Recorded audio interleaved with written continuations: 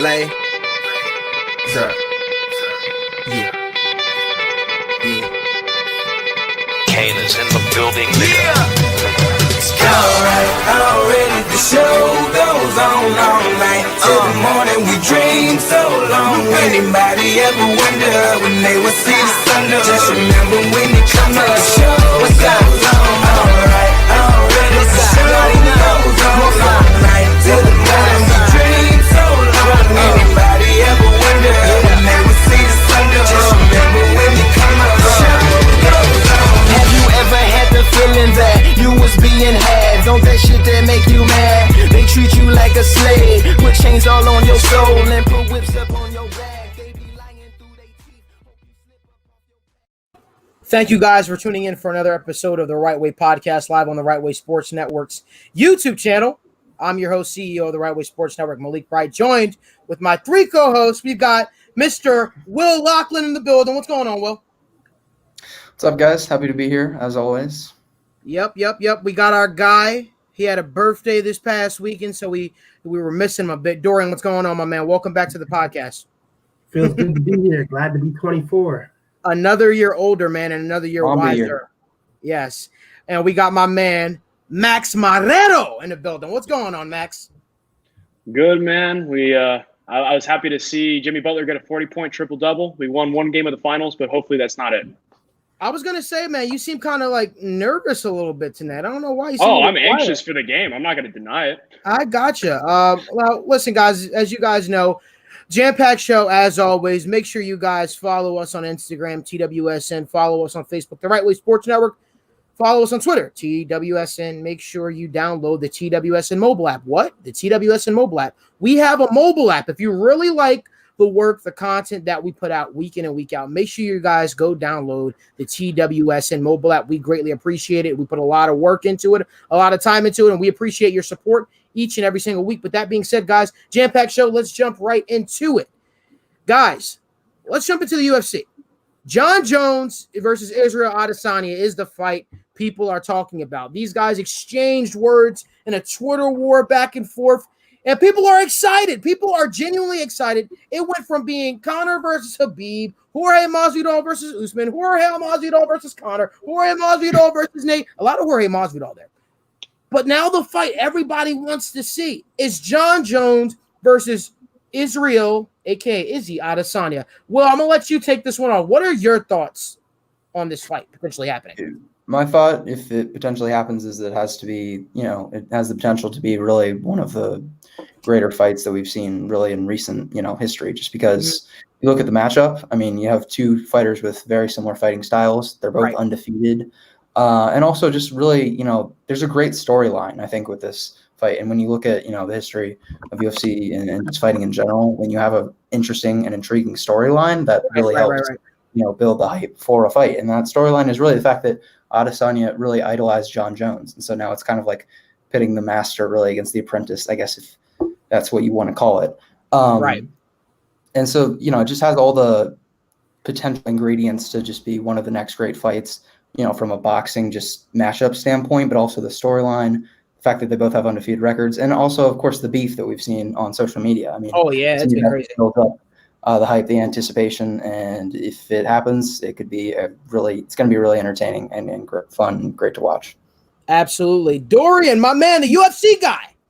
What are your thoughts on Israel Adesanya versus Jon Bones Jones? So I actually wrote about this a few months back, but if it does happen, I think it'll happen at 205. Yeah. Izzy's going to have to come up. Jon can't get down to 185. He's way too big. But I think Jon would beat him, especially after all the disrespectful things Izzy was saying. Right. On social media. And, at the end of the day, it's a fight. You don't have to respect each other. Just, at the end of the day, fight, show respect to your opponent when you're in there, obviously. But this would probably be the biggest fight in UFC history. Maybe not from a stat standpoint with numbers and like sales and stuff, because Jon Jones fights don't typically do well, but he's the greatest ever to a lot of people. And Izzy he's not the greatest ever yet, but he's certainly on that track going up, because like Will said, he's undefeated. cleaning out middleweights, knocking out Winning. everybody. Yep. Easy, not breaking a sweat, no blood, face looks fine. If Izzy actually does want it, Jon Jones is ready because he has to wait on the winner of Francis and Stipe anyway. So Jon Jones has a good 6-7 months of doing nothing. He can gladly beat Izzy real quick and get back to that head belt. Okay. And Max, what are your thoughts? Well, I think I speak for all fight fans in saying I really wish this happens. Will it happen? We'll have to see. I mean, I think, Jon Jones is waiting out on the heavyweight champion, whether it be Stipe or Francis Ngannou, whenever that fight ends up happening. And he's already committed to going up in weight. So I'm assuming he's training to fight at heavyweight. It would be kind of surprising to me, even if he came back down for light heavyweight and fought Jan for the title. Mm-hmm. I know a lot of people have been speculating that. But look, in all seriousness, I just don't see it happening because I think it's too much of a disadvantage for Izzy. And it would be such a bad look for Izzy if he were to get dominated in that fight. He would. That the UFC, I don't know if the UFC really wants to go forward with that, especially for their new up-and-coming, I guess you can call him a Jon Jones 2.0, or the guy that in the division that looks completely unbeatable. So I just think it's too early for this, but I think, look, the biggest knock you can say on Jon Jones recently, and I would say since his real comeback a couple of years back, has been he's been winning fights, but he hasn't really put in the effort, and he hasn't looked as dominant. And a lot of that, like I mentioned, is an effort thing. I think he has all the ability in the world to beat anybody easily. Okay. But now, with this whole back and forth with Izzy, and Izzy's getting involved with his family, Chandler Jones came out tweeting stuff at him too. I think if Jon Jones were to fight him, we'd get a reinvigorated Jon Jones, a Jon Jones that would destroy him very early. So here's what I'm going to say to that. Listen, I want to see this fight. I want to see it bad, like really bad. Probably just as bad as I want to see Kamaru Usman fight Jorge Masvidal again in a rematch. Once again, I think Jorge Masvidal would beat Kamaru Usman in a rematch. But that's neither here nor there. Let's go. Let's stick to the matter at hand. The fact of the matter is, Jon Jones versus Israel Adesanya. If there's anybody that can absolutely obliterate, not even obliterate, no, eviscerate Israel Adesanya, it's Jon Jones. Now, we talk about Jon Jones in his last couple of appearances in the UFC and how he's looked. He's looked a little bit sluggish, I'm not going to lie. But to me, I don't see a loss of skill. I see a unmotivated Jon Jones. Yeah. I think if you want to see a motivated Jon Jones, put Jon Jones against an ultimate rival. Ringing Daniel Cormier, ringing Israel Adesanya.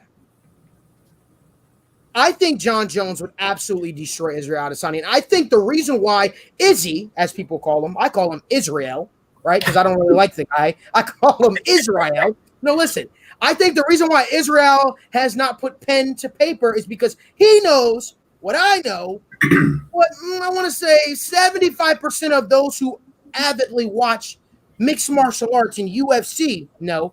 I think Jon Jones would destroy Izzy in a dominant fashion. And I'm not sure if Israel Adesanya, who does have a big ego, I don't know if he can recover from that.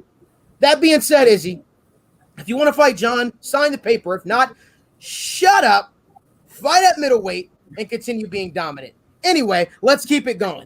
Listen, we got the NBA, right? We've got Max's, and I say that strongly. Max's Miami Heat beat Dorian's Los Angeles Lakers in game 3.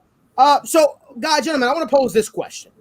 Let's try to keep our answers relatively short. Did they get lucky, or should the Lakers be concerned? Max, the man of the hour, his Miami Heat. I'm gonna let you answer first, and then I'm gonna go to Dorian. To say lucky would be nonsense. I mean, there's a reason why this team beat Milwaukee Bucks. There's a reason why this team beat the Boston Celtics. It's not luck. It's coaching, grit, determination. Yeah. And I think they showcased all of that last game. Right. Look, they're obviously on paper the worst, like the lesser of the two teams. And that was especially true without Bam Adebayo, without Goran Dragic. But it took a superstar effort from our superstar player, Jimmy Butler, a 40-point triple-double to beat the Lakers. Do I expect this to change? Max, sorry to cut you off. We have a follower. That's my mom. Sorry, this is probably her first time ever watching us since we went on camera. Mom, I love you. I love you. Thank you for supporting. I know you really don't watch sports, but we appreciate you at the Right Way Sports Network. Thank you. Continue. Sorry, Max. Sure, no worries. But no, pretty much. I don't think it was luck. I think, like in any game, the better team won for that game. Anthony Davis got into foul trouble early. LeBron James down the stretch showed that he's mentally weak, and that's it. I'm not saying that I expect the Heat to win the series as a result. I just think the Heat were always bound to make this a more competitive series because that's what they've been doing. They've been surprising teams left and right this entire postseason. So I expect nothing less here. Dorian, I saw you rolling your eyes over there. I saw you grunting. I saw you getting up. Dorian, let me hear from you. Man, so I think luck is an understatement. Oh. Anthony Davis gets in foul trouble, can't find his rhythm early. Okay, no excuse for that. Whatever. A couple cheap fouls, but we're not going to argue with the rest. We did enough of that in the Western Conference. Right. But to say that it's all grit and it's all coaching and it's none of that. Jimmy Butler played the best game of his life, whether he says he dominated 45-year-olds and he was 17 in a men's league. That's not the best game of your life. He's being an idiot saying that. Ooh. But he played the best game of his life. Shouts out to him. He outplayed LeBron, I'll say, on both ends of the floor. LeBron, at the end of the game, I'm not going to lie, being a Lakers fan, it sucked to see LeBron was like, no, I don't want to guard him. Like, we can switch that. I don't know. Kind of that's the whole mentally weak thing. I don't know. I don't like to judge a man off one game. I've seen what LeBron's done in his whole career.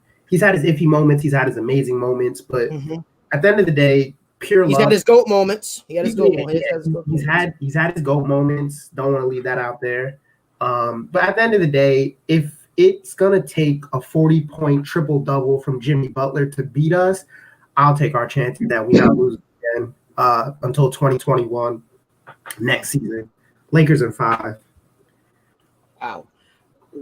Max, do you want to? I would love to. Yeah. Look, listen. No.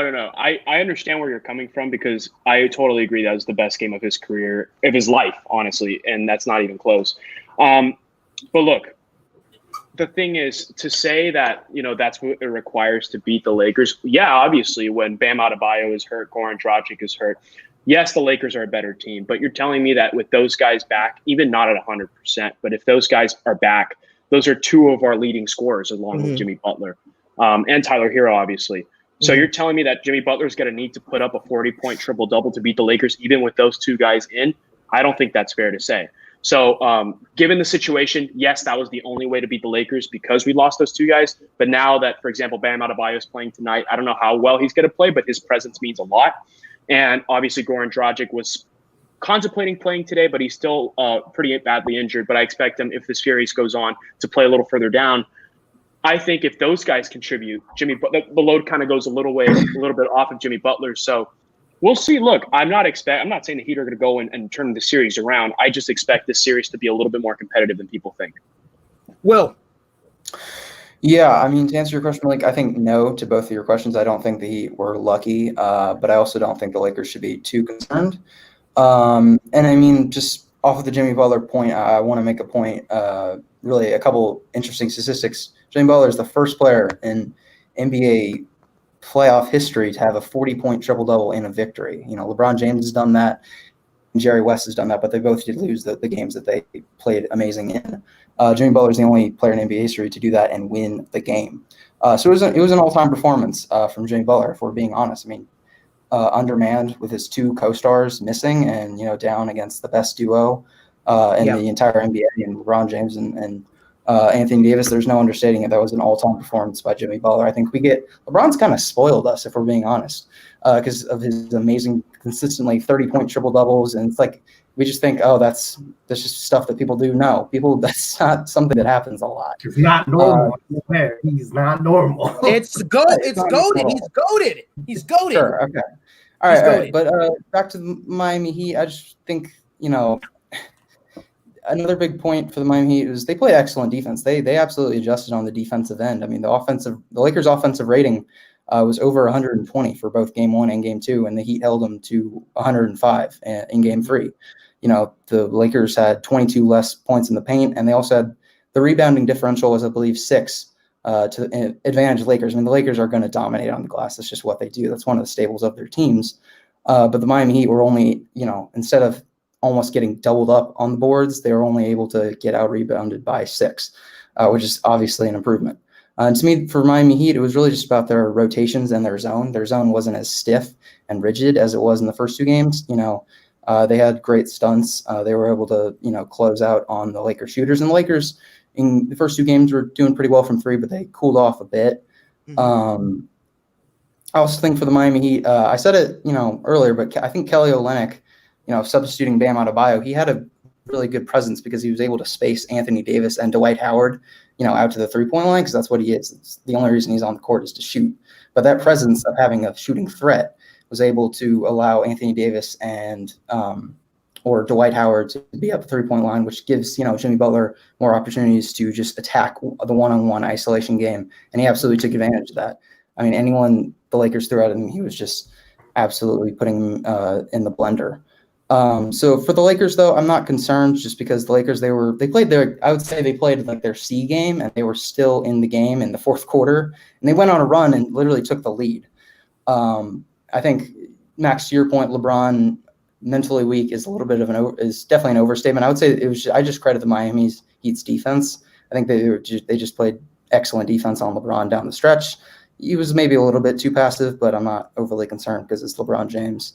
And we've seen this, movie story before with the Lakers. They've had a game where they just don't play that well, and game 1s, game 3s, and they bounce back.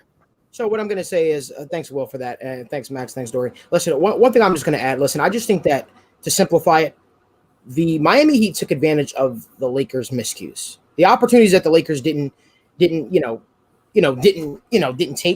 The Miami Heat just basically took advantage of the Lakers' miscues, which is why that's what good teams do, though. That's what it requires to win championships. Call it luck, call it coaching, call it grit, call it determination. The Miami Heat took advantage of the Lakers' miscues, which is why the Miami Heat took Game 3. That being said, Jimmy, I think you spoke too soon. I think you might have pissed the king off a little bit like that. I mean, like LeBron said at the beginning of the season, I'm tired of people questioning the crown. I'm tired of people coming for the throne. It's time to, prove who's actually the king. And then I don't think other companies did Jimmy Butler and the Miami Heat any justice, because they're posting old videos or new videos, I'm not sure, Jimmy Butler saying the GOAT has spoken. And it's like, don't wish that on him. Listen, we all know the last time a guy got on television, I'm sorry, not television. Last time a guy beat LeBron and they started talking, LeBron came back from down 3-1. Klay Thomas, Steph Curry, and the Golden State Warriors, LeBron James absolutely went on a tear after that. And no, I'm not saying Jimmy Butler should have just cowered out, but I just think it would have been better if maybe they took Game 4 and then he brought that up.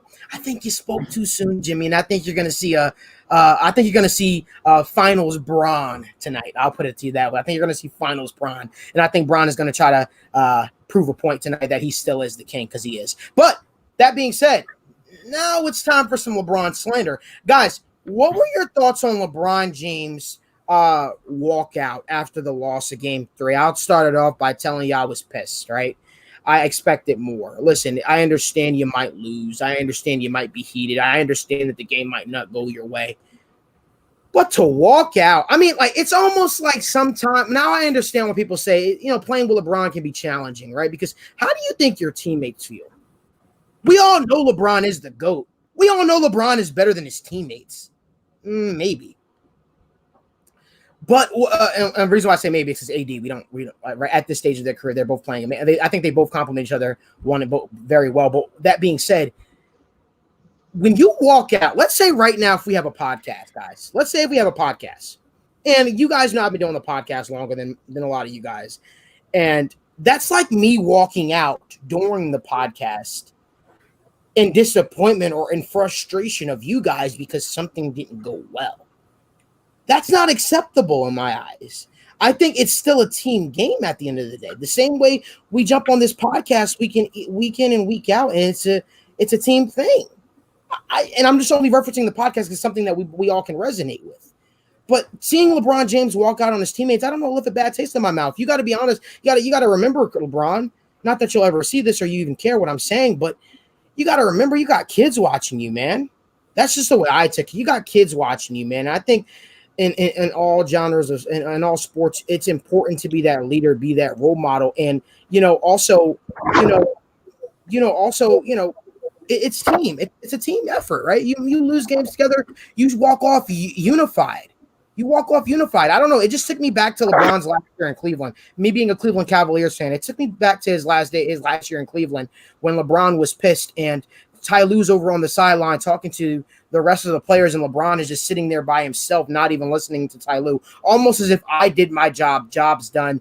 You guys messed up. So, at the end of the day, I thought, as Sports Dude Hines says, it was out of character and it was very childish of him. And honestly, I understand that a lot of his teammates probably really don't have a dog in the fight in terms of like they're not comparable to LeBron as players. I think that they should still come together as a team and tell him, hey man, that's unacceptable, because teams win championships, not LeBron, not AD by himself, but teams. As when we are a team, you need us and we need you. So I just thought it was very. I know people think I'm as LeBron stan or LeBron lover or LeBron sexual, as I've been called before in the past. But I'm being honest. Listen, I call them out when things are wrong, and I thought that was despicable. To be honest with you. But Dorian, you being the Lakers fan, what were your thoughts on that? So yeah, I agree with everything you said.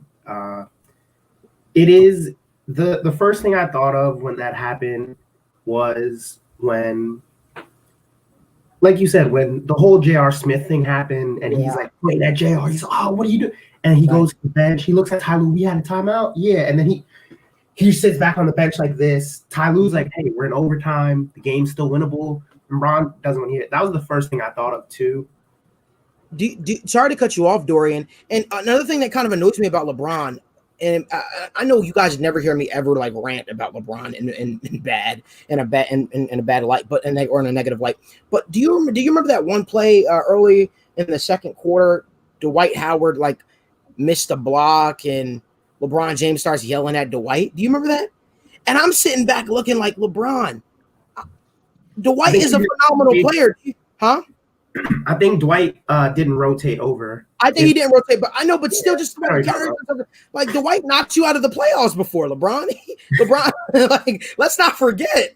Dwight plays at an all-time level too. Like, listen, you might be the greatest player of our generation. You see, I corrected myself there. You might be the greatest player of our generation, and in my eyes, the GOAT. But at the end of the day, you still have teammates that you still hold a duty to in terms of you still have to show them respect. You still have to be unified. The same way you were trying to recruit these players to come to the Lakers and you were preaching this team front thing to them and saying that it's all about championships. Well, teams don't win championships unless you operate as a team. But continue, Dorian. I'm sorry.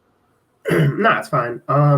Yeah, so I first thought of the Cleveland thing, and it kind of left a bad taste in my mouth. And then I'm thinking to myself, like, it was 10 seconds left in the game. He thought the shot clock was going to run out. He's just walking off.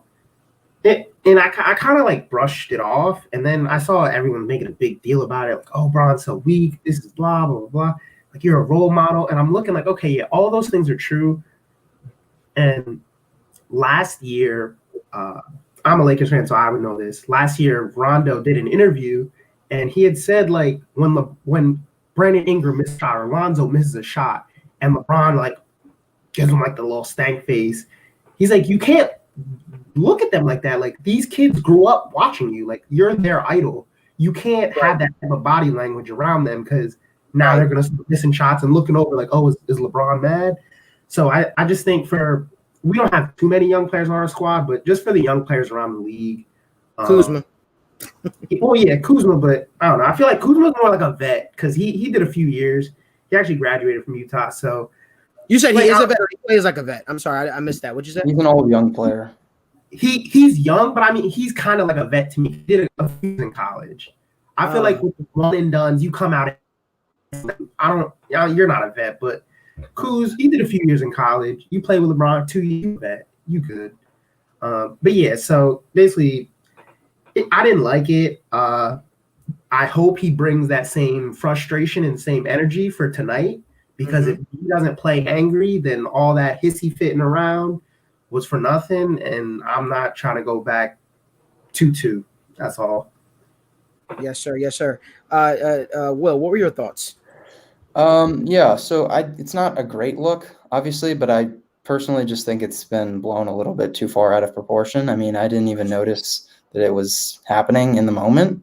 And I think, honestly, if the national media didn't choose to post it or actually give attention to it, then I don't think we would really be talking about it as much. And just a lot of people are just taking out of proportion, saying, "Oh, this is why Michael Jordan's better than LeBron," which is that's ridiculous. No, Jordan's I had mean, moments but like that's that as not well. why.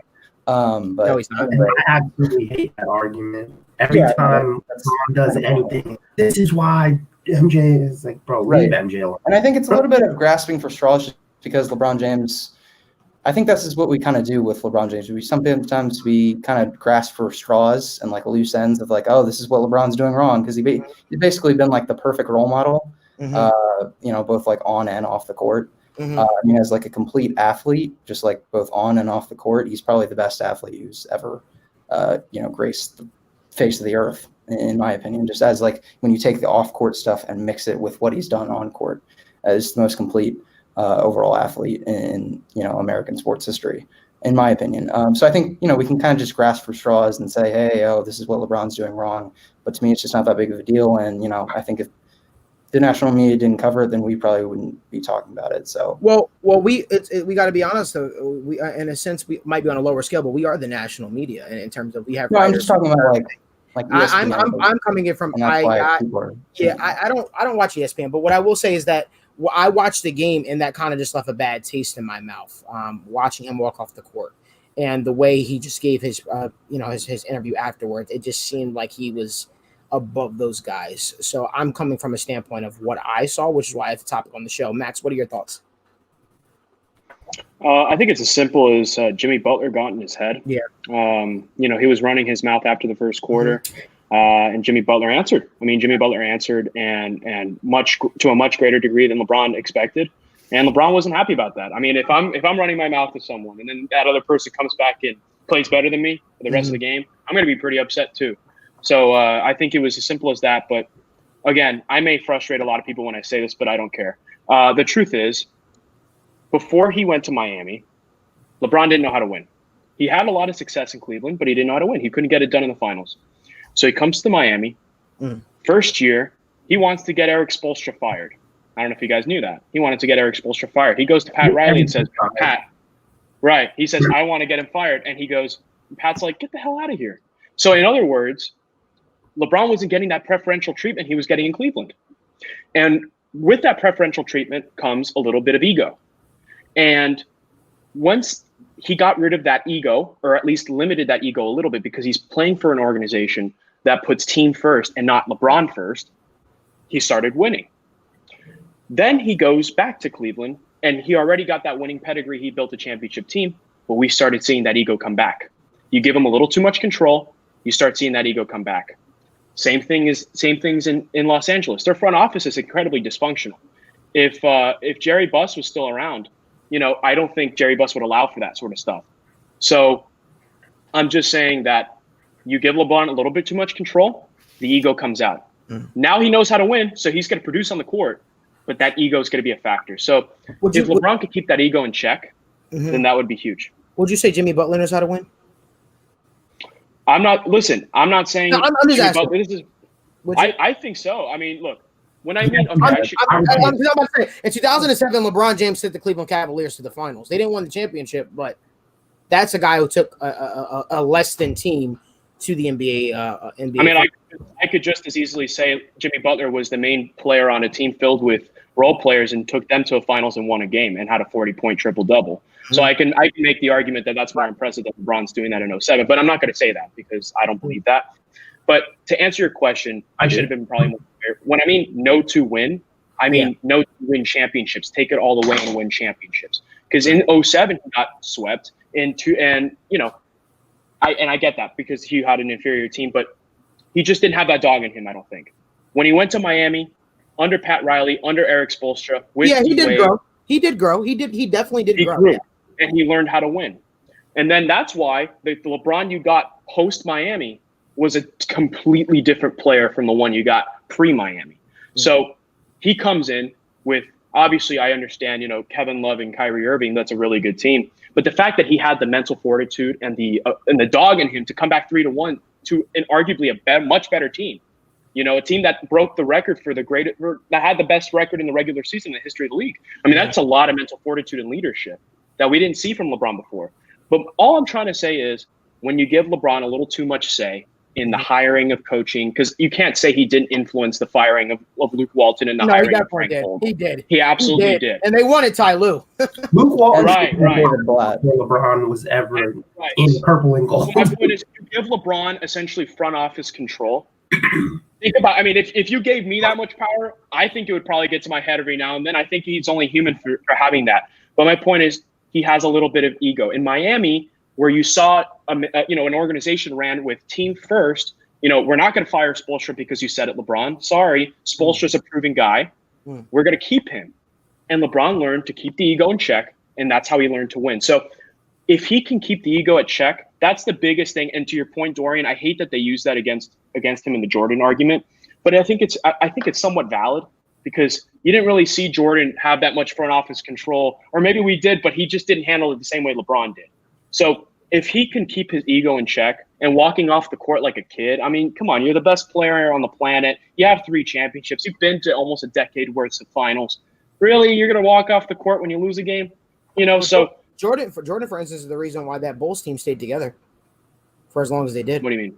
Yeah. Yeah, because the general manager at the time, I forgot his name. He wanted to get rid of him. Gary Krause. Yeah. Gary Krause. Yeah, he wanted to get. He wanted to trade Pippen for T-Mac in the draft. Yeah. And Michael Jordan said, "I'll retire if you do that." Yeah. And he even wanted the coach. He wanted the coach. He wanted Phil Jackson gone, and he said, "If Phil's not coaching here, I'm here. I'm here. Right. I'm not playing." Coach. So, and this is coming from a guy that, look, LeBron gave me 4 great years in Miami. I have nothing but the utmost respect for LeBron. So I'm by no means a LeBron hater. I'm just saying I feel like this is something that when LeBron has too much control over an organization, you start seeing this from time to time, and this is something that he needs to fix. I think LeBron's his best when he gets to just focus on basketball. So that moving on, guys, I think that was good. I think that was a good transition. So we're going to transition right into the NFL. We got a lot of stuff to talk about with the NFL season. So guys, listen, a lot of COVID cases have been popping up in the NFL recently, right? We've got Cam Newton. I think a defensive tackle for the Raiders just got it today. And we're just seeing here and there, this person getting it. We had the Titans outbreak last week. Christian Fulton had it. Guys, do you guys think that the NFL can handle the spread of COVID? And or do you think there's more safety measures need to be put into place? Because right now it seems like we were in a good spot for the first few weeks, and now it seems like it's been off. I mean, how did Cam Newton do it? And these are real questions that I have. But Max, I don't know. I'm not sure if we started with you at all today, so let's start with you.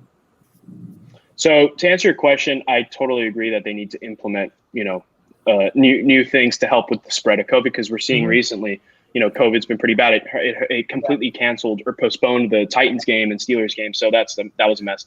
But I don't know if you guys read, the NFL actually just had it so that they have mandatory testing every day. And the rule is if a team can test negative. So in the case of the Titans, if the team tests negative 2 times in a row, then they'll reopen their team facilities and keep practice going. So I think that's already a step in the right direction. A lot of people are calling for a bubble similar to the NBA, but I pose the argument that that's just not plausible with football. I mean, it's just it's more than half of as many, because in basketball, for example, right? It's 15 players on each team at most, and they didn't even bring in all 30 teams. They brought in like a chunk of that were, considered playoff contenders or title contenders, right, as a way to reduce the amount of people. And so that way it was kind of possible.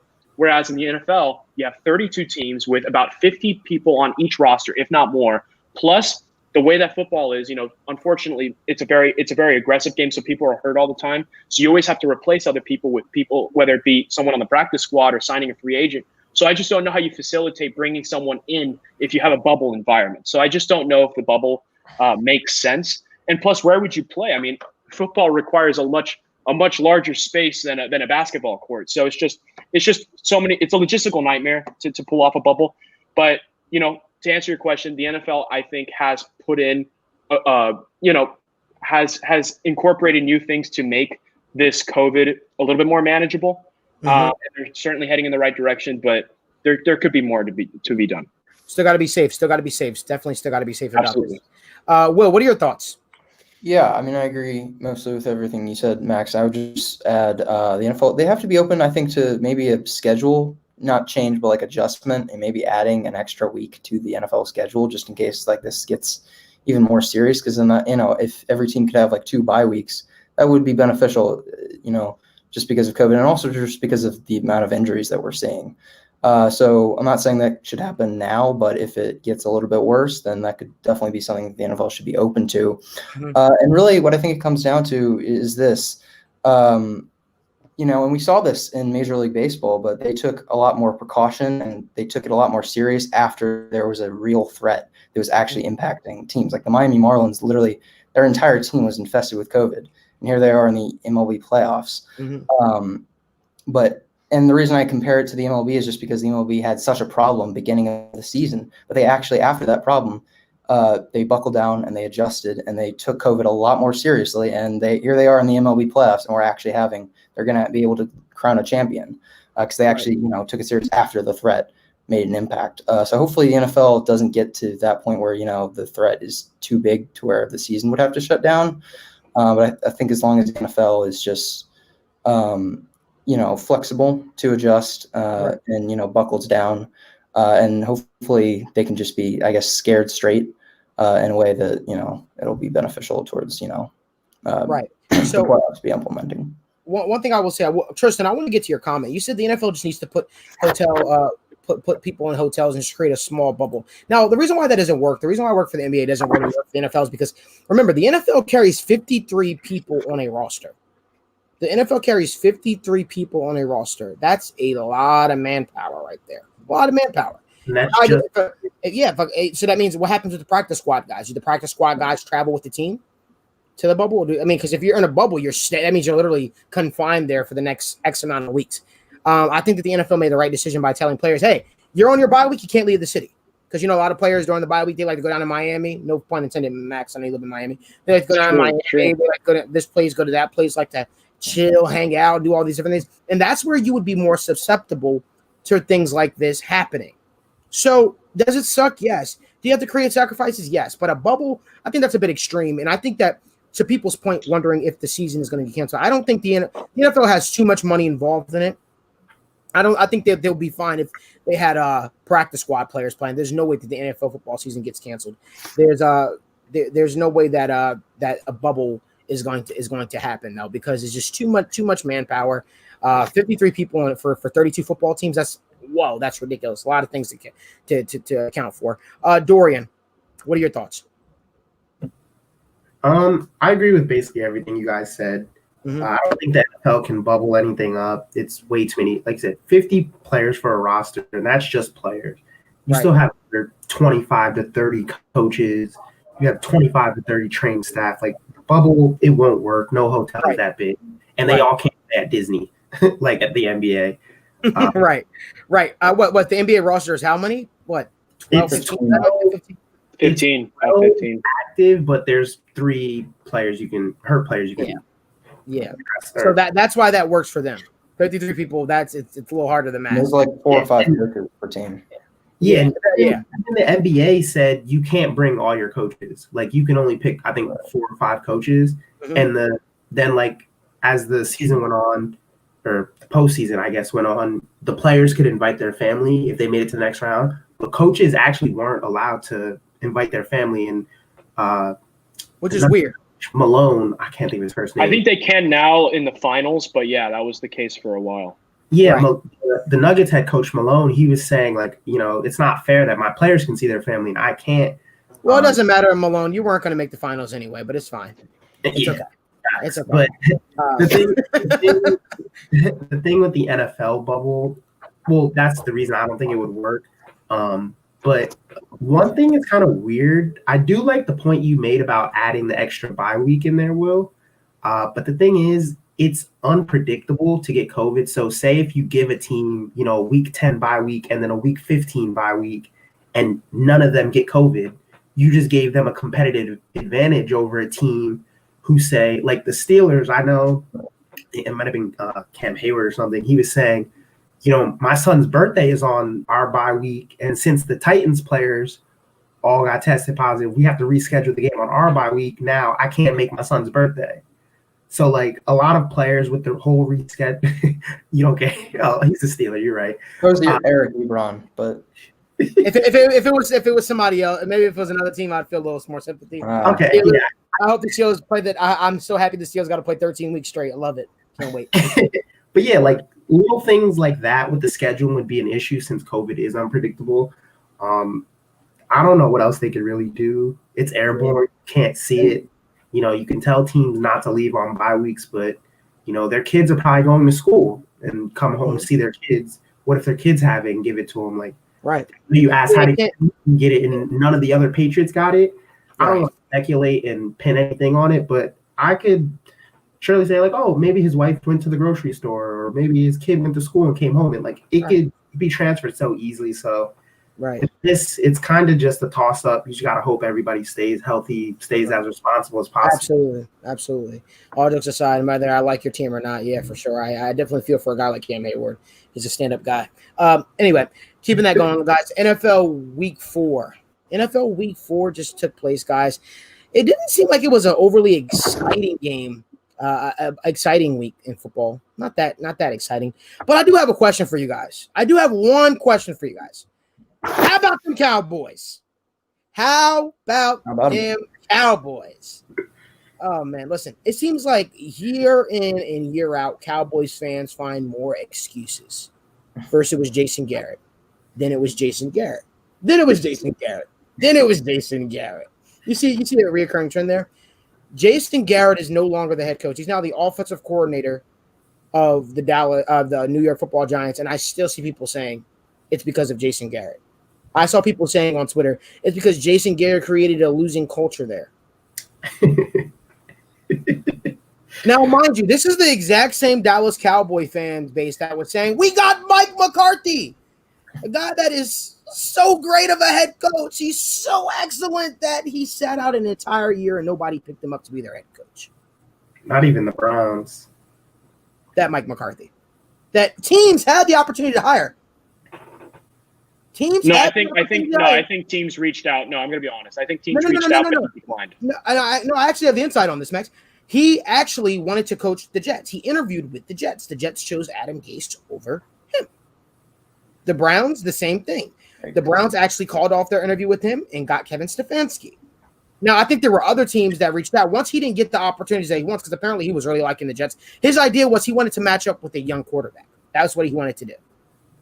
And he didn't. I'm not blaming Mike McCarthy here. No, I'm not doing that. But what I am saying is the Dallas Cowboys each and every single year create these expectations for everyone, including their fan base. And they say, we're going to do this, we're going to do that. And they don't. They fall short of it each and every single year. And listen, I know that this Dallas football team is going to hit its stride eventually. But this is my problem with the Dallas Cowboys. This is my problem with teams in the NFC East. It's the weakest division in football. And somehow it seems to be the most competitive because nobody can get away from the other person. The Eagles are 1-2-1, right? 1-2-1. 1-2-1. 1-2-1, and they are now in first place. Sole first place. Never mind the NFC East. The Dallas Cowboys have one of the most talented rosters in football. One of the rosters in football. And then my buddy and me are talking, and he's like, it's an offensive line. I literally was doing a film breakdown the other day, a film review with Will. Will, how many clean pockets did Dak have to throw from against the Seattle Seahawks? Plenty. Oh, it's the offensive line. Oh, it's like Dak Prescott is putting up amazing numbers, and I never want to hear somebody say Carson Wentz is better than Dak Prescott again. I never want to hear that. I don't want to hear that. Is Carson Wentz a good quarterback? Sure. This year? No. Did he play well on Sunday? Yes. But somebody in our group chat, I'm not going to name their name, Jimmy, but he said that Carson Wentz was the top 5 quarterback. Yeah, no. One good year does not make you a top 5 quarterback. But anyway, let's stay on track here. The Dallas Cowboys continuously fall short of expectations. And guys, I have a simple question. What do you attribute this to? Is it Jerry Jones? Is it Mike McCarthy? Is it the Dallas Cowboys? Like, what is it? What is it? Year in and year out, the Cowboys have teams that we just think are going to do an amazing thing. And one year they make it to the playoffs. The next year they look like they shouldn't even be on the field. Max, I'm Dorian. I'm gonna start this off with you. What's going on with the Cowboys? So for starters, I don't think that the offense is the issue, even though they may have like a slow start or a dull moment and they come back in garbage time and rack up a lot of points. A lot of people I see saying that, like, oh, Dak gets garbage time stats and the Cowboys, that game wasn't close. I'm like, it was a 3-point game with 4 minutes left. Like, that was a close game. But with the whole thing, it's like, if your defense can't get a stop and you can't score, you're not going to win. It's just that simple. I don't know the problem. If I knew, I would call Mike McCarthy and ask him to hire me so I can solve it for him. But I don't know the issue. They need a lot of help on defense. Their defensive backs get torched. I don't know how you allow – Odell's my favorite player in the league, but I don't know how you allow Odell to catch a 40-yard pass from Jarvis Landry. I saw that play coming a mile away. And right. Jarvis – it was a good ball by Jarvis, I'm not going to lie, but your cornerback can't be 5 yards away from Odell. What were you doing? Defense is awful. Offense is it's hit or miss. Like you said, they will hit their stride, and when they do, I think they will be banging on their chest, yelling, "We them boys" down the hall. But until then, they just need – maybe it's Jerry Jones needs to relinquish some of the power that he has. I feel like coaches are very, very conservative under him until he lights a fire under them, and they try to coach their team differently. I don't think that's a good way to operate. But I've never owned a team, so I wouldn't know. But maybe Jerry knows. But I don't know what's wrong with the Cowboys. They just suck. But so does the rest of the division, and they can still win it. So that's the good news. Will? Yeah, for the Cowboys, it always seems to be just there's so much hype, and mainly due to their fan base. But I actually kind of like the point Dorian made about Jerry Jones. I think you can kind of – Jerry Jones, just him as an owner, being the, big, showmanship guy that he is, with, Jerry World and everything that he's done as the, owner of the Cowboys. I think that actually can put some pressure on the team to, succeed, especially when you have all the weapons that the Cowboys have, and like a super, a championship coach or a coach who's won the Super Bowl, and Mike McCarthy, even though it was literally a decade ago. And the offensive systems that he's run are relatively outdated. And at this point, the Cowboys offense, it's not great because of Mike McCarthy. It's great because of what's on the field. Dak is a really good quarterback and very underrated. And of course, the weapons that they have in Amari Cooper and Gallup and CeeDee Lamb. So it's easily more about those guys than it is about Mike McCarthy. So far, Mike McCarthy, has not been what the Cowboys expected he could be. So far, yeah, I mean, sure, it's still early, but let's be honest, the Cowboys were literally just a bonehead play from the Falcons away of being 0-4. 0-4 for a team that, was expected to win the division really particularly easily because they easily have the best roster in that division, and they're absolutely dropping the ball. I think in terms of a diagnosable issue, it's clearly their secondary, their defense is horrid. I mean, Aldon Smith, he can put pressure on the quarterback, but their secondary can't cover. They can't tackle. Odell absolutely exposed them in both those areas. I mean, Odell, not only did he beat him deep and beat their corners consistently, but he also had that end around for a 50-yard touchdown. The Cowboys, they can't tackle to save their life. And their defense has given up over 38 points, right, or more in 3 out of the 4 games that they've played. Right. Max, what are your thoughts? I think there's a variety of issues here. I think if you want to talk about more specifically this year, I think it's a lack of adjusting to the new coaching staff. Like Will and Dorian mentioned, the secondary is abysmal. So that's an area they need to kind of pay attention to in the offseason or trade for something. I don't know why they don't go for Earl Thomas. Earl Thomas wants to go there, so I mean they could certainly use him. But besides that, I think it's a cultural thing. I think it starts with Jerry Jones. I'm not sure. I'm not sure if Earl Thomas is helping anybody. I'll be honest. I mean, I think it's better than whatever the hell they have. Yeah, now. No, I agree, but I'm just like, I don't know. Can't get worse. Yeah, they can't get worse. yeah. But anyways, what I was gonna say is, I think it's also a culture issue. Like you guys mentioned, Jerry Jones. I mean, when you have an owner that's so like full of himself, he's very. I'm not gonna lie, he's incredibly underrated as a GM because he can construct good teams. In terms of just sheer talent, he's good at drafting and he's good at constructing good teams. It's just, for me, it's more of a schematic issue. Mm-hmm. And honestly, look, back to this Cleveland Browns game. If I were Kellen Moore, the offensive coordinator of the Cowboys, if I were Mike McCarthy, I would take notes on the way that Stefanski runs his offense, because what do? Run, play action, gadget plays. Yep. Why don't the Cowboys do that? They have arguably the best running back in the league on their team. Why don't you run the ball with Zeke? Because for me, a lot of it is they have a very strong offense. They can put points on anybody, but in terms of game management, they're too quick with the ball. You either score or you turn over the ball, but it's always a quick possession. When it comes on time of possession, they can improve significantly, and that can help them out, especially if their defense is lackluster. If they can spend more time with the ball offensively, but also obviously succeeding because they have Zeke, even though their offensive line is depleted, it's still a respectable offensive line. And you have the weapons to play a very strong play action game. Amari Cooper, Michael Gallup, CeeDee Lamb, those are very valuable guys that can benefit from a run heavy play action offense. Why don't they transition into something like that so that you can prioritize time of possession, so that way the defense isn't on the field as much? So control the tempo. Yep. And look, like I mentioned, Jerry Jones is not going to go away anytime soon. No. So we need to expect more on he needs to self-reflect, maybe change the way he manages the team. But I think it's more of a schematic issue, at least now in the short term. So they need to adjust their defense. But again, time of possession offensively would change everything, in my opinion. Right. So guys, listen, we're going to switch gears here. We're going to continue on the NFL front. Let's talk about these rookie quarterbacks. These rookie quarterbacks have been impressing this season. They have been. I mean, we're talking about guys like Justin Herbert, who's passed for almost 300 yards in each of his 2 starts, I believe. Right, guys? 2 starts. He's had 2 starts in relief of Tyrod Taylor. His 2 starts, he's passed for over 3 games, right, Max? 3 or 2? I think it's 3 games. I think it's 3 Played games. in 3. I think he started in 2. Okay, so there it is. So he's played in 3 games, right? So he's looked impressive in all three of his games. Joe Burrow is certainly not playing like a rookie right now. We had a discussion in our group chat earlier, guys. We were ranking the quarterbacks in the NFL, right?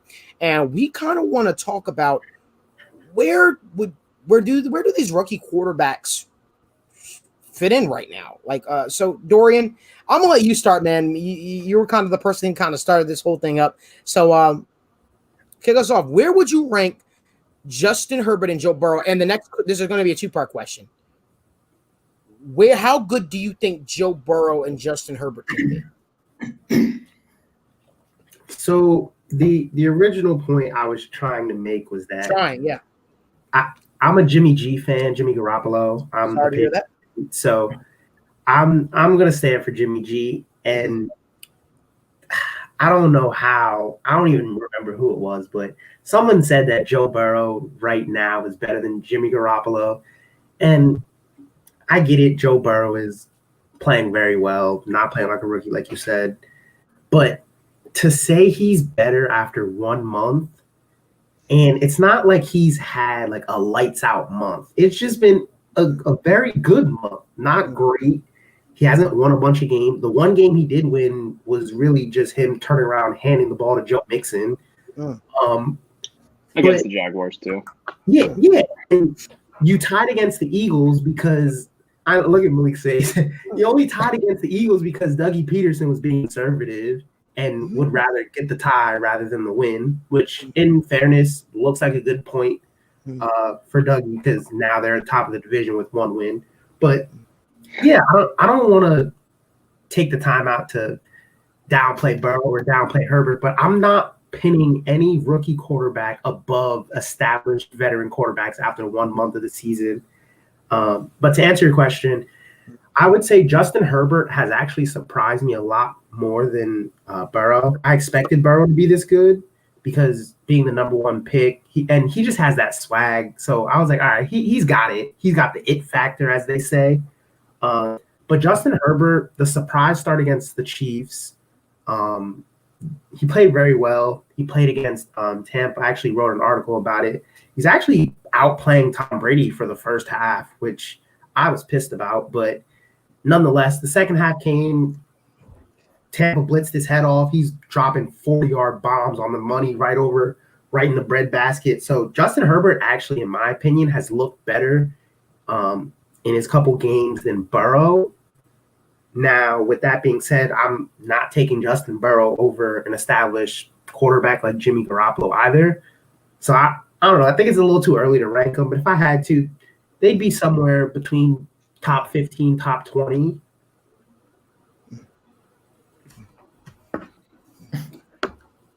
Well, go ahead. Okay. All right. You want me to go? All right. Yeah, no, I mean, Joe Burrow and Justin Herbert, they're absolutely legit, and they're going to be excellent moving forward. I would say Joe Burrow more so than Justin Herbert. But the stuff that we're seeing from them, you know, as I said earlier about like Jimmy Butler and LeBron James, like this stuff that they're doing is not normal. Like there's a reason that there's never been a single rookie quarterback in NFL history to throw for 300 yards in 3 straight games. And Joe Burrow was the first to do that. And you know, I believe Justin Herbert was 10 yards away from doing that in the same week. So what they're doing is definitely not normal, and it's definitely special. In Herbert's case, I would say he's definitely, you got to give him credit where credit's due. I mean, he's been ahead of, you know, his projections, what a lot of people thought he could do early on. Like we thought he would be, you know, his talent. You can't deny his talent, but he's a little bit more of a project moving forward. And long-term, he can be really good, but he's not going to be like starting material to start off. And he's, you know, so far he's proven us, or those people, wrong. And he's proven that he is NFL ready and he's producing. In Burrow's case, I would say, I don't know how you can't watch, or you watch Joe Burrow and you can say that he's like not special. I mean, he's like, every time I watch him, I'm just like, this guy has everything it takes to be in my opinion, he already has some of the best, like he's already an elite NFL quarterback in terms of just straight raw quarterback intangibles, like just intangibles. Not his throwing arm or his production isn't elite yet, obviously, but just in terms of those intangibles, I would say he's already like at the cream of the crop in the entire NFL from just watching him. You know, nothing seems to ever faze him. Doesn't matter if he's getting sacked 8 times, he's still gonna, you know, be able to evade the rush and just make plays. And the bottom line is with Joe Burrow, he just prepares harder than really anyone else on that team. I mean, he's a worker, he's a grinder, and he doesn't have like the craziest arm or like Lamar Jackson speed, but his combination of intangibles, his quarterback IQ, and obviously, I mean, I'm not saying he doesn't have great arm talent. Like he has an excellent arm, but just the combination of all 3 of those things, in fact, that he doesn't really have a significant flaw that I've seen so far, besides the fact that his offensive line sucks, at least on the right side. Yeah, that's enough to just say to the Joe Burrow special. In terms of ranking them now, I don't really like ranking the quarterback rankings like week by week. If I'm going to do rankings of quarterbacks or any position, I'll just do it at the end of the season. But right now, they're both producing like top 50, at least bare minimum top 15 quarterbacks, maybe on the higher end of closer to the top 10, top 12 area. Max? Yeah, I mean, I think both of them have looked really good. For Herbert, I think it's more of a situational thing. I mean, he's more of a raw talent than Joe Burrow, as Tristan mentioned. You know, he has his games where he struggles, and that's expected with Justin Herbert. But we've yet to see that. But I expect to see that. And I'm not a hater on special Justin Herbert. It's what he's shown us in college. But when you play with the Chargers' offensive line, which is pretty decent, and you know, well, now they lost Eckler, but their running game has been pretty solid. I expect them to produce, or at least be competent. Joe Burrow has surprised me, but, you know, I'm not going to jump the gun with Joe Burrow because, you know, we saw Baker Mayfield succeed early on in his rookie season, and look where he's gone now. So we're going to see if this is sustainable with Joe Burrow. I expect it to be. It should, because he has weapons, but that offensive line is pretty terrible. So we'll see. Thank you. And, oh, yeah, and to answer the question about the rankings, To Will's point, I don't like ranking like during the season because I think it's, there's a lot of factors that can come into rankings, especially, we need to see over a sample size of 16 games before we jump the gun. So a month, great month for these guys. We'll see what happens at the end of the season. I can't believe I'm siding on the side of Bengals fan on a Bengals player. This is amazing. So listen, here's what I'm gonna say. Woo, that's a lot. That's a lot I had to take in there. But Dorian, this is the first time on the show. It's the first time on the show, and it's probably the first time you've ever experienced a Malik right rant. But as I always say, the butchering starts now. Jimmy Garoppolo, right? Jimmy G, as we call him. He's a game manager. Let's start there. He's a game manager. Nothing wrong with a game manager. Been plenty of good game managers. Alex Smith was a really good game manager. Andy Dalton was a really good game manager. Tony Romo, at some points in his career, was a game manager. Tom Brady, in the early part of his career, was a game manager. Nothing wrong with that. But in terms of quarterback talent, in terms of judging them, what their projection's going to be, how could you sit up here and say that Jimmy G's better than Joe Burrow? Joe Burrow's IQ. Because he's made a Super Bowl. Wait. Whoa. And Max, I'm going to get to you on that. Let me just grind him up real quick. I'm going to get to you real quick. But let's not forget that the San Francisco 49ers had the best defense in football last year. We're not about to sit up. There were plenty of games where Jimmy Garoppolo only passed for 100-some-odd yards. And the best offensive line. Wait. And the best offensive line in football. He had a monster backfield. We're not about to sit up here and act like Jimmy Garoppolo was. We're not about to sit up here and act like Jimmy Garoppolo was carrying his team, because that's not what happened. His defense was. He's won a playoff game. Joe Burrow hasn't been in the playoffs. Joe Burrow hasn't even been in the NFL for a year. Then you can't say he's better than Jimmy G already. We're talking about projection. When Joe Burrow came into the league, which is what he is right now, we're talking about. And if we were talking in real time, this would be Joe Burrow's. What? He would have had preseason under his belt. He would have had an actual full training camp. They're doing this without a preseason. And that can benefit him too. Huh? And that can also benefit him too. Don't just make it seem as if that he's doing it out preseason. It's a big deal. That benefits him that he doesn't have preseason also. What are you talking about? He's coming from the college football, the SEC. It might be the best conference in football, but guess what? At the end of the day, it helps you get acclimated to the speed of the NFL. This is his first month, and he faced defensive line. Wait, hold on. He faced defensive lines consisting of Melvin Gordon, Joey Bosa, Myles Garrett. What are we talking about here? Okay. Dominant front of the Eagles. Interior pressure. He was sacked as of last week. The offensive line, I heard somebody mention the offensive line. Will mention the offensive line. Offensive line gave up no sacks last week. But coming into that game, he was sacked 14 times. He was hit more times than any quarterback in the NFL. You're talking about Jimmy G, who barely gets touched. That offensive line is absolutely – he has Trent Williams on his left side, and he's got Mike McGlinchey on the right side. He don't get touched. Listen, I'm talking about projection of Joe Burrow, his ability to read defenses, the way he looks off the safety. You really should watch film, because I think it would help you. Trust me. I'm not trying to diss Jimmy G. But Jimmy Garoppolo is a game manager. If Jimmy Garoppolo was as good as you said he was, Jimmy Garoppolo would have won the Super Bowl. Because guess what? That Kansas City Chiefs defense, outside of Chris Jones and Tyrann Mathieu and maybe Frank Clark when he wants to show up, was porous last year. And they didn't win. And they had the better overall team. Let's talk about it. Derek Carr right now is better than Jimmy Garoppolo. No, everybody's disrespecting. I like the comment you said, Tristan. Derek Carr right now is better than Jimmy Garoppolo, in my opinion. He's certainly playing like it. You basing it off of the fact that Jimmy Garoppolo went to a stacked 49ers offense and is making it do what it do. Listen, right now, Joe Burrow, if you want to talk about it, if you guys want to talk about it, and listen, I understand he's a rookie quarterback. Everybody, don't you ever compare Joe Burrow to Baker Mayfield. We knew Baker Mayfield had a losing record coming against winning teams coming into the NFL. Baker Mayfield was a turnover machine. That's what he was. Joe Burrow was none of those things. Don't you ever. The only thing they got in common is they both was picked in the first round, and they both are AFC North quarterbacks, and they both play in the state of Ohio. That's the only thing they have in common. In terms of their intangibles, ability to read defenses, they got nothing in common. Don't you ever put Jimmy Garoppolo, Joe Burrow. Let me ask you this. Ever. You're telling me that when people were hyping up Baker in his rookie season, we had just as much of a sample size, or even a slightly larger sample size than Joe Burrow? I told everybody what Baker Mayfield was. I told everybody what Baker Mayfield was. He was a guy that struggled to read defenses, and you took away his deep ball. He struggled. You asked Baker Mayfield.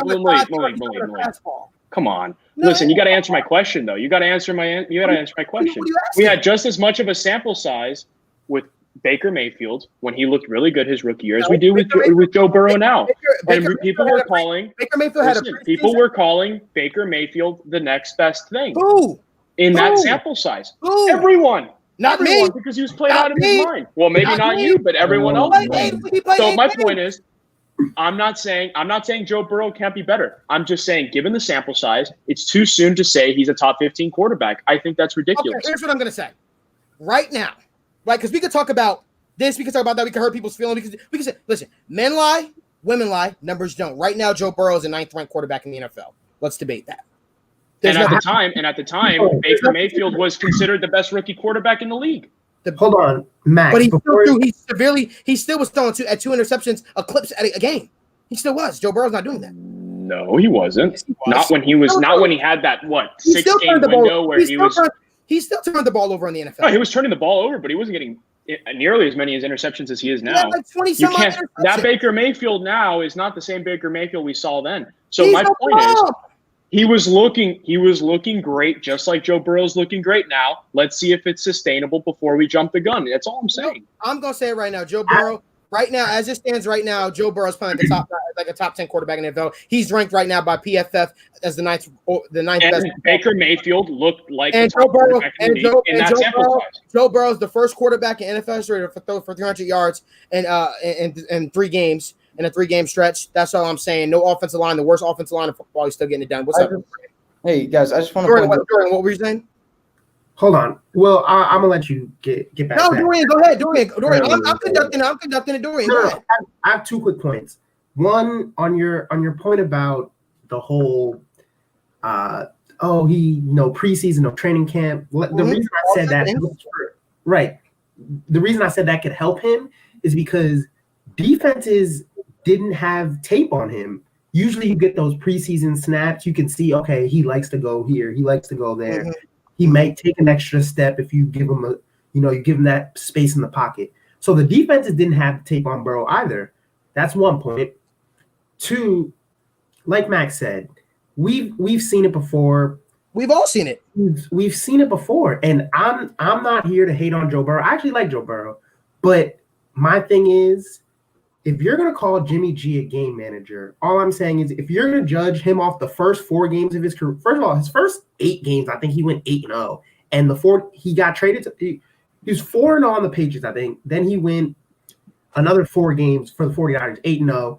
The 49ers made him the highest paid player in football. Which was understandable. I know what they were doing that because they put a 2nd-round pick in for the guy. They believed in him. He won 4 games before he tore his ACL with them. And that's all I gotta say. There's a reason. So you're basing it off of 4 games?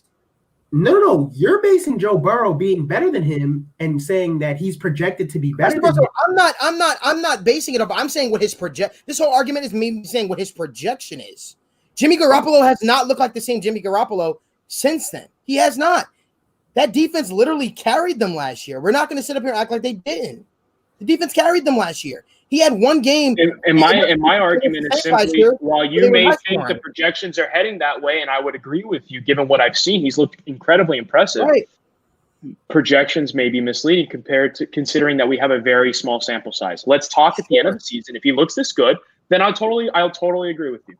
So listen, I appreciate everybody's opinion on this one, but there's a reason why Joe Burrow was once again, when he came into the league, there's a reason why people had all these measures from him. There's a reason why he was the consensus number 1 overall pick.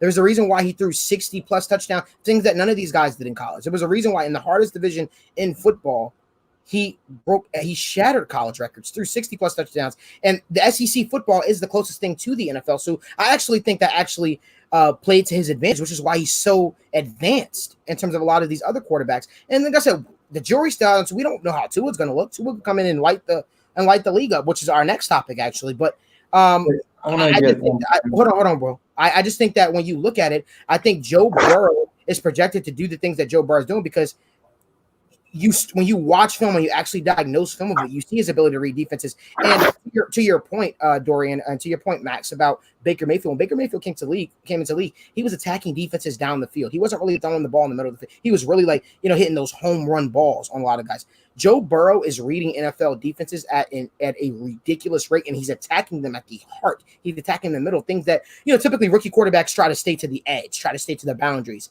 He's not doing that. He's attacking the hardest part right now, efficiently wise. And once again, you are right, Max. Numbers can be misleading, but Joe Burrow is the most efficient interim passer in the league right now. But continue. Will, what were you about to say? Right. So I mean, comparing Jimmy Garoppolo, Joe Burrow. I mean, I think in terms of projections, and if we're building, if we're picking one to build for the future, I don't understand how you couldn't pick Joe Burrow unless I'm getting Kyle Shanahan or a brilliant mind. Okay, then maybe I'll take Jimmy Garoppolo just because, Jimmy Garoppolo he's a master of the system that he's in. Yeah.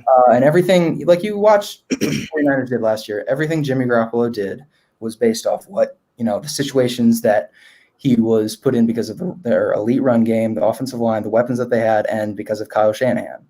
In my opinion, everything that the 49ers did, and everything, all the success most of the success that Jimmy Garoppolo had was because of that system that he was in. The Kyle Shanahan is a brilliant offensive mind.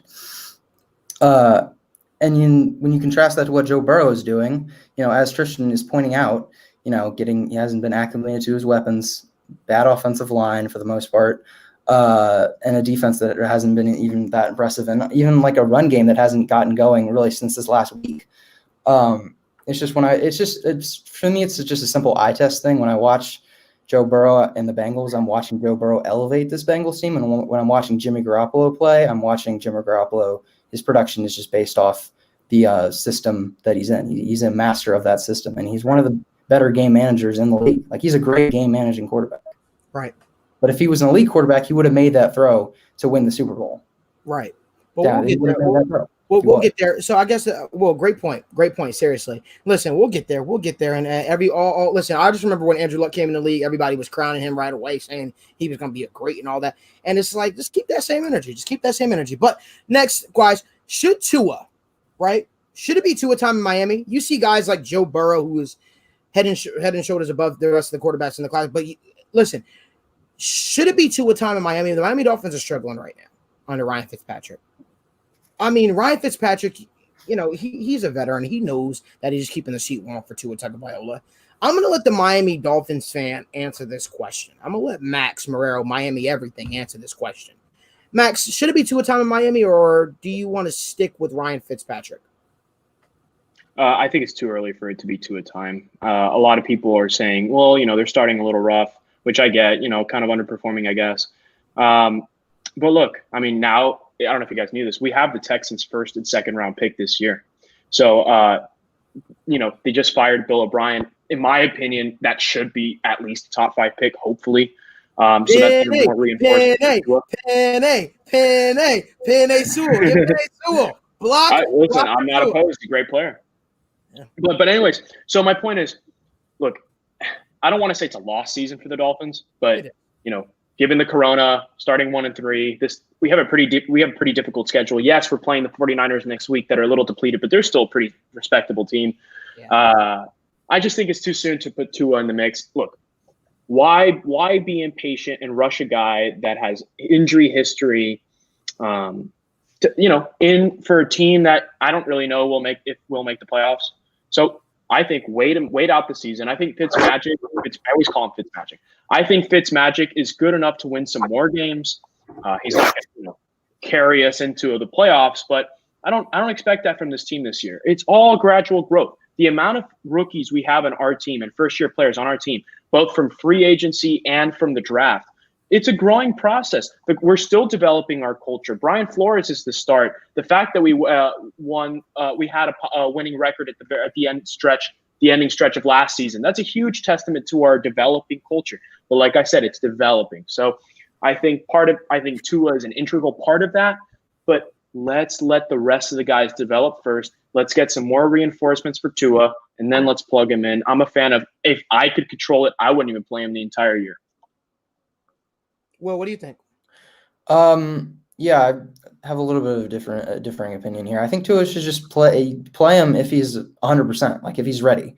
By no means do you rush him. If he is not ready this season, do not play him. I don't care how bad you are, all right? Do not rush your franchise player moving forward. That's just not a good idea.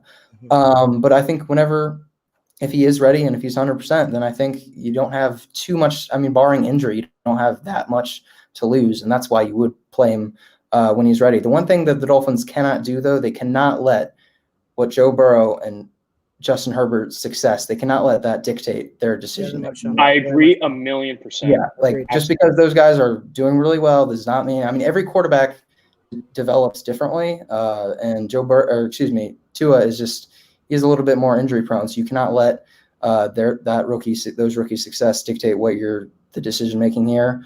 And look, for the Dolphins, it's just simply when he's 100%, or when he's ready to play and 100%, like fully 100%, not 80 or 90%, you can play him because Ryan Fitzpatrick's not really giving you anything at this point.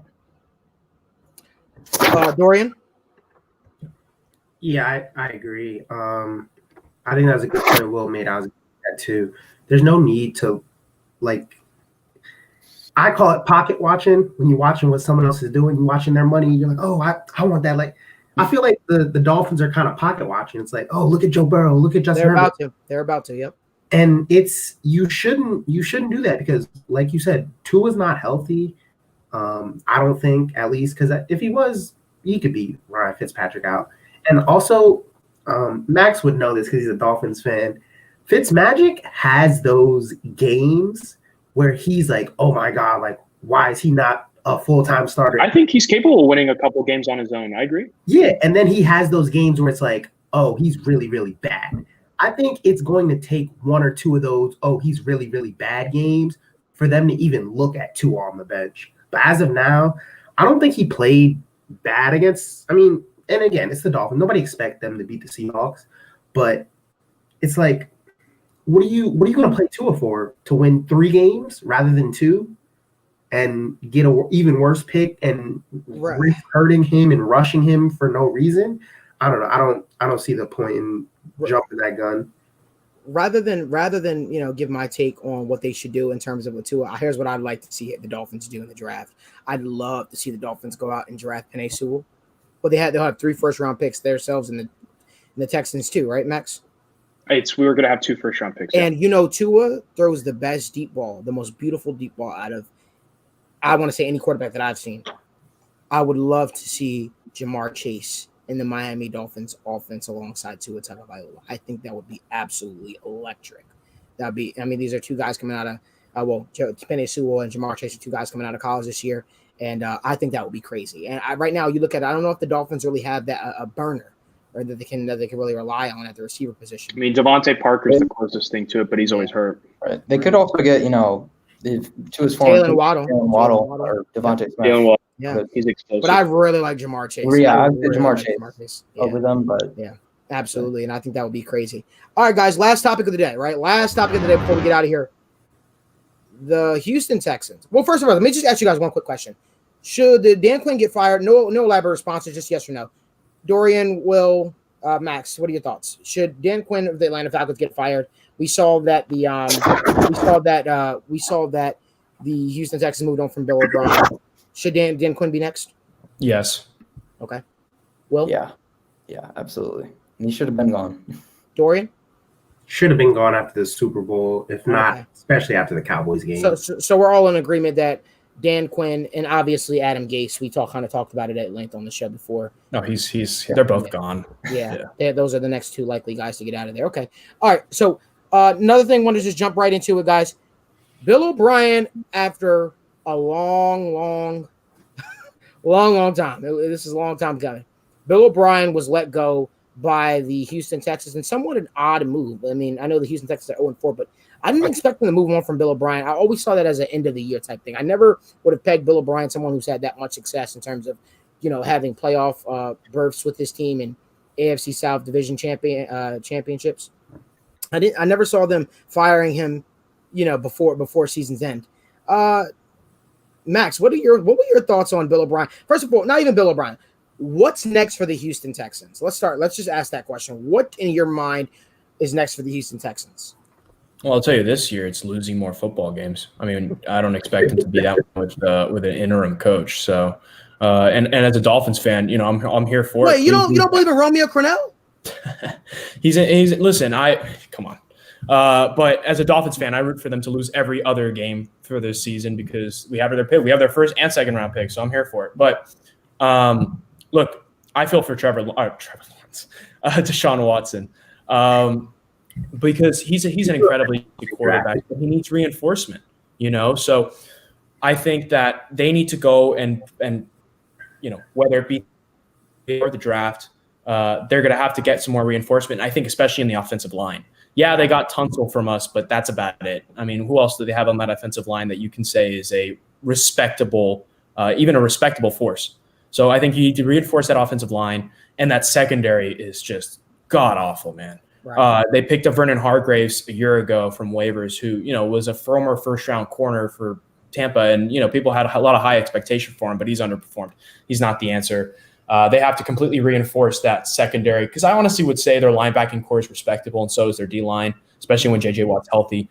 But offensive line and secondary are the two priorities. And then obviously, I mean, Brandon Cooks has been absolutely abysmal, and they just need to get some receivers. So I don't know if it's a full-on tank job that they need to, commit to, but I would also hire Eric Bieniemy. Tristan mentioned it. I think Eric Bieniemy would be a perfect head coach for the Houston Texans. Him or a long shot would be Lincoln Riley, someone with an offensive mind that can help Deshaun Watson further his development. So give him some weapons, really beef up that offensive line and beef up that secondary, and hopefully they're in a good position to succeed in the future.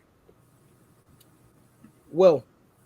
I was actually going to say Eric Bieniemy. I think is who they should hire for their next coach. But obviously this is like finally they fired Bill O'Brien.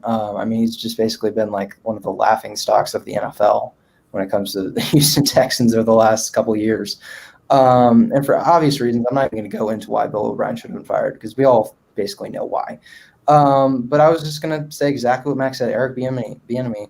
If he's interested, he's the guy who absolutely deserves to be a head coach in the NFL just based on his resume. And he always just puts players in winning positions, which is something Bill O'Brien never did. And then I think that would be a great fit with Deshaun Watson. I would definitely take him over Lincoln Riley just because Lincoln Riley's doing it at the college level. And no disrespect to Lincoln Riley, but he's just doing it at the college level. And Eric Bieniemy is doing this at the NFL level. And he's proven that every player that the Chiefs have drafted on that offensive side has been an effective player. I know Patrick Mahomes is excellent, Andy Reid, but you can't tell me Eric Bieniemy doesn't have something to do with that. Like they draft McCall Hardman, he's effective. Sammy Watkins come in, he was having an effect. Clyde Edwards. Well, and I don't mean to interrupt you, but the Eric Reid coaching tree has proven to be a lot more successful than the Belichick coaching tree. Yeah, sure. Yeah, that's a great point. And so, there's no reason that Eric Bieniemy shouldn't be considered, and I don't understand why you wouldn't hire him because I don't see anyone else more suited. Still, I'm doing this, guys, because the Bengals hired Zach Taylor over Eric Bieniemy, and that still sits with me to this day. Pain. Dorian. I think Bieniemy would be a good hire. As far as the Texans team, I think now that Bill O'Brien's out of the GM, I think they should call Arizona and try to get DeAndre Hopkins back. Give him the money he deserved. I'm just joking, but I'm actually not. They should try it if they could. But they paid Deshaun Watson a ton of money, and they're not going to protect him. There's no point in paying a quarterback who has to scramble 14 yards behind the line of scrimmage just to even look. Like, he can't see because he has a guy in his face every time he snaps the ball. David Johnson's been a disappointment so far. But that's why they got rid of him. Yeah, like Houston's run game hasn't been good since Lamar Miller, but I don't really know what Arian Foster. whatever. Yeah, him too. I don't really like Aaron Foster. Him too. All pro, no worries, no big deal. I don't like Aaron Foster, but other reasons. But like, they don't have the defense to keep up in the AFC because you have to stop Baltimore, the Chiefs. I'm gonna throw the Patriots in there. You have to stop them. But if you don't have the offensive firepower to go outscore those teams, then it's not going to work out. And the Texans don't have the offensive firepower or the defense, so they're, like they say, up the creek with no paddle. Yeah, it's going to be very interesting to see how what's next for the Houston Texans and the Deshaun Watson relationship. I think Eric Bieniemy would be a fantastic hire for them. Yeah, I mean, like I said, I think that it sucks, right? Because Bill O'Brien was a good coach. I just think he was a bad GM, and sometimes those things don't mix. Oftentimes than not, those things don't mix. I think it's good to have the front office handle the front office and the head coach worry about being the head coach. Just ask Chip Kelly.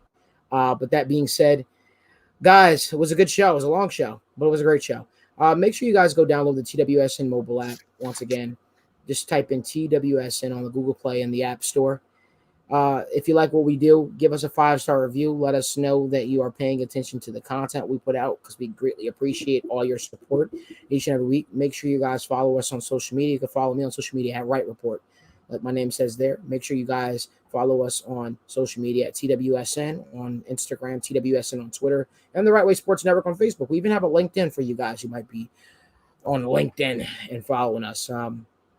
But each and every single week, guys, you guys catch us here each and every single Tuesday and Thursday night, 8 p.m. Eastern Standard Time.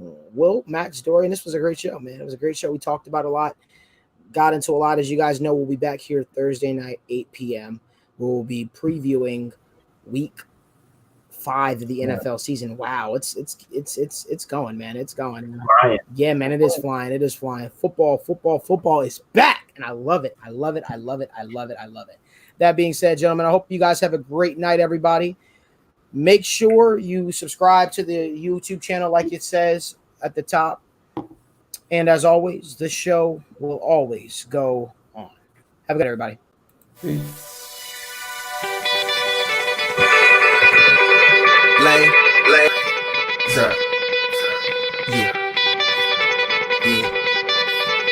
Kane is in the building, nigga. Alright, already the show goes on all night till the morning. We dream so long. Anybody ever wonder when they will see the sun? Just remember when you come to the show, it goes on. Alright, already the show goes on.